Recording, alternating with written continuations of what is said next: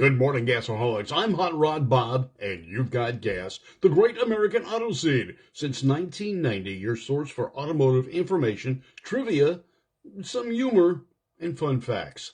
How are you doing today? I'm doing great. It's a marvelous Monday, and things are going smooth. We've started off the week well, had a great weekend.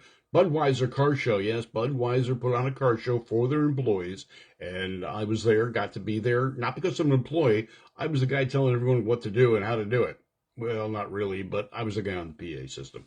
So I was the host of the show, and it was fun. I've been doing it for a number of years now, and it was great. Check out the Road Kings Car Club page. You can see photographs of a number of the cars and the things going on. And if you look at my page, you might find a picture of me, no bull. Well, there was a bull. I was trying to ride it. I think I got one rotation before and off I went. But anyway, check it out. Hey, today we want to talk about the V8 engine. Now, not any general V8 engine, but the end of the dominance of the Ford flathead V8 began as the new cars post-war started hitting the streets. Now, I'm not talking about the carryover vehicles. I'm talking about the new cars, totally new designs. And the first two that came out that made an entrance were the Cadillac and the Oldsmobile. They came out with the first overhead valve V8 engines of post-war era. Now, I say post-war era because Chevrolet actually had an overhead valve V8 in the late 19 teens. Yes, they did. Check it out. 1917. And because of politics, the V8 engine from Chevrolet died. Could you imagine where performance would have been had that engine continued on? But now we are in a new era. It's post-World War II. And Oldsmobile and Cadillac, not necessarily known for performance, needed more engine to move their very heavy cars. And Cadillacs were very, very heavy. Good morning, Bobby Z. How you doing? Jay Black from El Mirage. Glad you tuned in this morning. All right, so Cadillac comes up with a Kettering and Oldsmobile, a Kettering V8 engines. Not massive amounts of horsepower, 150, 160, somewhere in there. But they were overhead valve V8s. And this was the first nail in the coffin of the flathead Ford V8. Because now, horsepower, readily available, more than a modified Ford flathead was producing at the time. And you could get it right on the showroom floor. Now, hot rodders did not buy Cadillacs, face it. All right, Tommy Ivo did. That's a different situation. But Oldsmobile and Cadillac were not enthusiast vehicles, not at the time. They were considered, well, the Cadillac's a luxury car. The Oldsmobile was a mid-range or an upper mid-range level vehicle. They were nice. They were popular for the time. Studebaker also got in the mix with an overhead valve V8 in 1949 as well. So 1949, you have three overhead valve V8 engines. Studebaker in the low price field, Oldsmobile in the mid-range, and Cadillac in the high level. Now, these were significant in their engineering changes from their flathead brethren, because now you had more horsepower with a stock engine, the start of the horsepower wars. You can blame it on Olds, Cadillac, and Studebaker. But it moved on from there. Now, in 1940s, the late 40s, Chrysler had been working on a hemispherical cylinder head design.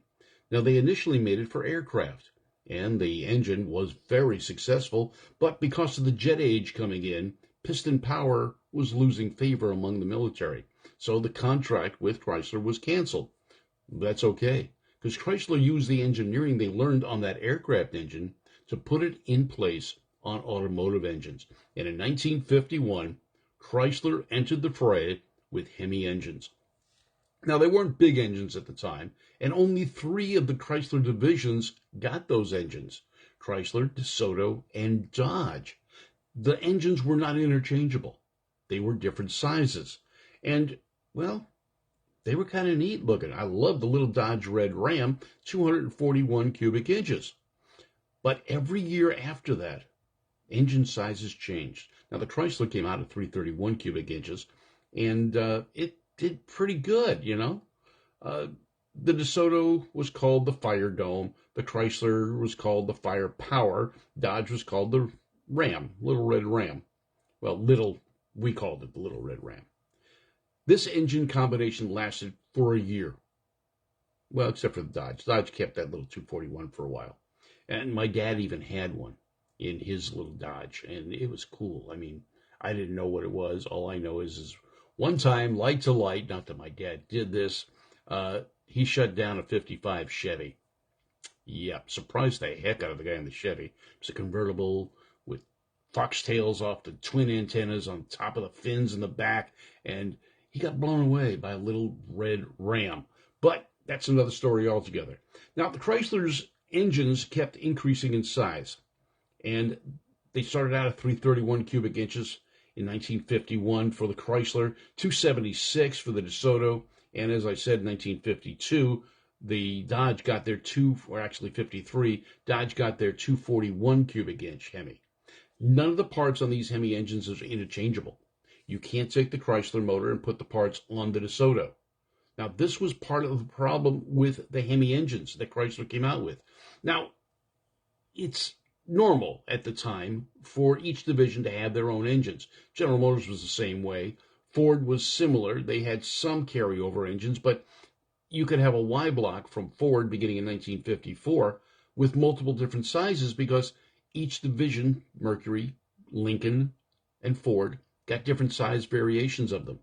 But the basic architecture was the same. Not so with the Hemis. Parts were not interchangeable at all, and sizes were different. Now, the first generation Hemis were the heaviest and the biggest. 392 was the last of the Chrysler Hemis, 57 through 58, except in the trucks, they stayed till 59. But that is the engine of choice for top fuel racers of the time and nostalgia racers of today still. That 392 architecture, that 392 Hemi, the big beast, that was the engine. Because the valves being unshrouded in the hemispherical head, you made more horsepower, you flowed more, and that's what the advantage of that Hemi was. And obviously, it worked and works because that construction is still used in top fuel and funny car today. And Chrysler brought it back out again, but we'll get into that a little bit later on. So the first generation Hemis lasted through 1959 because of the truck carrying it over one more year than the cars. The second generation Hemi, this is the one that got a lot of attention. The 426, again, no architecture. Well, no, the architecture was similar, but no parts were interchangeable with the 426 and the earlier Hemis. Now, Plymouth, for some reason, didn't get a Hemi until the 426 was introduced, and, well, by that time, it was needed. The super stock and stock eliminator wars were going on, and the 426 Hemi in the Mopar products, Plymouth and Dodge, were dominating the drag strip. And this caught the attention of a lot of people, and the 426 became legendary. Now, Chrysler had developed a firepower Hemi configuration to meet Indy standards. Yes, Indianapolis had, well, it wasn't a spec engine like it is today. It wasn't an engine you bought from a specific supplier. I mean, there's only two engines in Indy. That's boring to me. And two body styles. That's boring to me. It should be opened up to ingenuity like it was. But Chrysler decided to go after Indy. So they developed an engine that fit into the Indy requirements. It was a project called A311, and it was a firepower Hemi. It was set up after the 1954 Indianapolis race, and it was amazing. They put it in a Curtis Craft machine, and it ran faster than the top Indy Millers and Offenhausers of the day. The word spread fast that this thing was something to be reckoned with, and the Indy hierarchy quickly changed the rules. They went from their 311 cubic inch limit down to 272, and that was to prevent Chrysler from competing. Now, the Hemi program did provide some baseline data for second-generation Hemis, which would debut in 1964, but it was Chrysler's last attempt at getting into Indy, and they didn't do it again. So the 426 came out. You have the street version and the race version. These things dominated, as I said, and it was an amazing car, an amazing engine. As a matter of fact, it was so good, NASCAR banned them for a while. That's right. It was shutting down the Fords and the Chevrolets all over the place. Hi, Gene. How you doing? Hi, Don. Welcome to GAAS. Now, Chrysler didn't really care for this. Ford protested it, and NASCAR and 64 sanctioning body had enough, despite Ford winning the Manufacturers' Championship in 64. The Hemi was banned for 1965. Even though the engines, the engines weren't available to the public, so they banned them. Chrysler protested and sat out the 1965 season, and if you remember, that was the year Petty decided to go drag racing. Wasn't real good at it. He was better at turning left, not going straight. He also switched to Ford after a while, and then Chevrolet. So he had his ups and downs, but the ban on the Chrysler Hemi was significant. It did come back. NASCAR couldn't hold on that long. In 1966, the Hemi returned with the Dodge Charger fastbacks. All right, so let's take a look at the history of the Hemi engine. We've got the third generation Hemis in the cars today, and there's multiple sizes of those as well, including factory supercharged. Man, these things are beasts, and they put out some horsepower. But let's go and look at the history. I'm not too worried about the newer stuff, which goes away after next year. That's right, the Hemi is gone. Stellantis is now the corporation that owns the Chrysler brands, and the Chrysler 300 goes away next year. The Charger and the Challenger probably follow suit as well. So let's take a look at the variants of the Hemi engine and the history that came about from these masterful engines. Now, the first generations went from 1951 to 1958. Now, although they're called the first generation, the parts are not interchangeable from one brand to the other. So you can't put DeSoto parts on a Chrysler. The Chrysler parts won't fit on the Dodge. The Dodge won't fit on anything else. So the Chrysler firepower from 1951 to 55, and that was in the Chrysler and the Imperials only, was 331 cubic inches. The Chrysler power from 56 to 57, the Chrysler Imperial, some Dodge trucks, 57 to 59, was 354 cubic inches. The Chrysler firepower, 57 to 58, this was a taller deck by half an inch, and this is the one that's favored by the drag racers, was 392 cubic inches. DeSoto had the Fire Dome from 52 to 54, that was 276 cubic inches.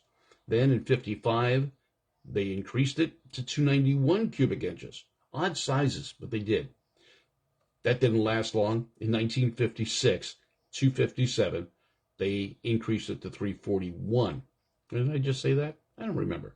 So the first one before that was 330. So 291, 330, then 341. That didn't work either. In 1957 only, and again, these parts are not interchangeable backwards or forwards, the 345 cubic inch Hemi for DeSoto came out. The Little Red Ram, well, it's 1953 to 54, it's 241 cubic inches. Then the Dodge Ram and the Super Red Ram, 55 to 57, was 270 cubic inches. The final Dodge Hemi was the D500, 1957 only, and it was 325 cubic inches. Now, in 1957, you got to think about that. The wedge motor that was in the Plymouth was 350 cubic inches. Okay. Second generation Hemis. Now, these are the Hemis many of us grew up with. These were the street Hemis, the race Hemis of the 60s. 1964 to 65, 426 cubic inches. 66 to 71, when it came back again, the street Hemi. Now remember, 64 to 65 was not a street Hemi. It was a race Hemi only. It was available for NASCAR and drag racing, NHRA style racing.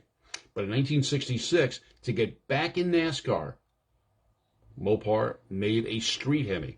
Same dimensions, same basic engine, but I'm sure there's some differences internal, and people like Edgar Glenn that are watching right now probably know what those are. Hey, Penny, I got your shirt on. Benny from West Coast Customs watching us right now. All right, so 426 was 1964 through 1971. Street Hemi only 66 to 71. Race Hemi only 64 and 65. The third generation Hemis, the ones that we're used to today, that really have no resemblance to the Hemis of days gone by, other than the combustion chamber shape. Dodge Chrysler Ram, 2003 to 2008, 345 cubic inches. The SRT was a 6.1 liter, 2005 to 2010, 370 cubic inches. Dodge Chrysler Ram Jeep, the version 2 Eagle, 2009, currently 345 cubic inches. Dodge Chrysler Ram Jeep, the Apache, a 6.4 liter, 2011 to present, 392 cubic inches. So the 392 size came back.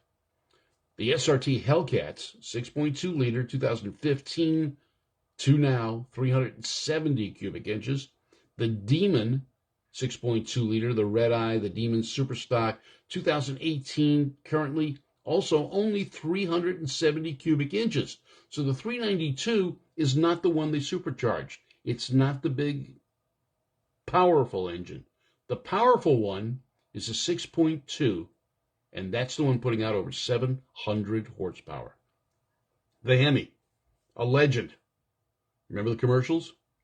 Got a Hemi in that? Anyway, this is Hot Rod Bob. You've got gas, Great American Auto Scene. Brought to you by Service Tech Equipment, Valley Head Service, and more. Check them out, and we'll be seeing you at a car show or a race. Hey, Chris Costanza says, 426 Hemi, the grandfather of them all. Not really the grandfather. The grandfather was the 392. The 426 was the upstart, and it did its job. All right, folks, you have a great day. I'm Hot Rod Bob. Hi, Butch Hill from the Hill Boys. Rides one of the fastest Studebakers on the track. You have a great day. I'm Hot Rod Bob. You've got gas, Great American Auto Scene. Check us out on YouTube, Sketcher, Apple iTunes, and wherever you get a podcast. Please like, share, not only this podcast, but go onto YouTube. Subscribe. It doesn't cost a dime. Check it out. I'm Hot Rod Bob, and you've got gas. Have a great day, everybody.